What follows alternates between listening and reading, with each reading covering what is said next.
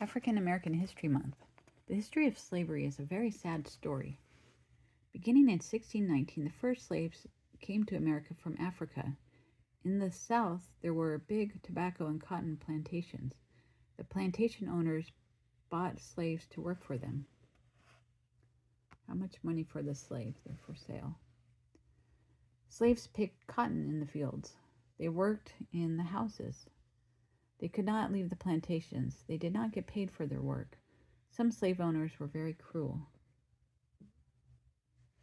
Slaves picked cotton. There were laws against slavery in the North. Many slaves ran away to the North. There were, from 1861 to 1865, there was a civil war between the North and the South. After the Civil War, all slaves became free. After the war, there were still many problems for African American people. They had no education. They could not vote. They earned very little money. For many, many years, black people and white people were segregated, kept separate by law. There were segregated schools, segregated movie houses, and segregated train cars. White and colored, or Caucasian, African American, white, black, they were separated. Whites only, colored only. Black people and white people could not go to the same restaurants, hotels, or swimming pools. They could not drink water from the same fountains or use the same bathrooms. They were segregated, separated by color or skin color.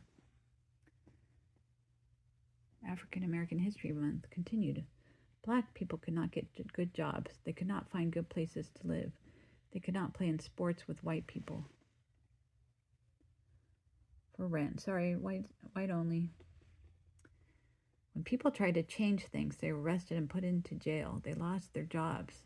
Terrorists burned down their houses or killed people who stepped out of line.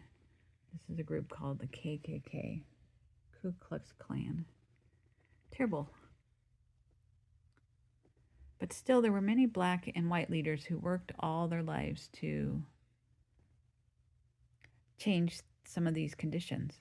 Here are a few of these famous African Americans. Harriet Tubman was a slave, but she ran away to the North. Then she came back and showed other slaves the way to escape. She found white people who would help the runaways and hide them in the daytime. Frederick Douglass was born a slave, but he ran away to the South. He made many speeches to tell people how bad slavery was. People cried when they heard him speak. They wanted to end slavery. Booker T. Washington was born a slave, but became free after the Civil War. He loved to learn, and he taught himself. He went to college and became a teacher. He started a college for black students, Tuskegee Institute.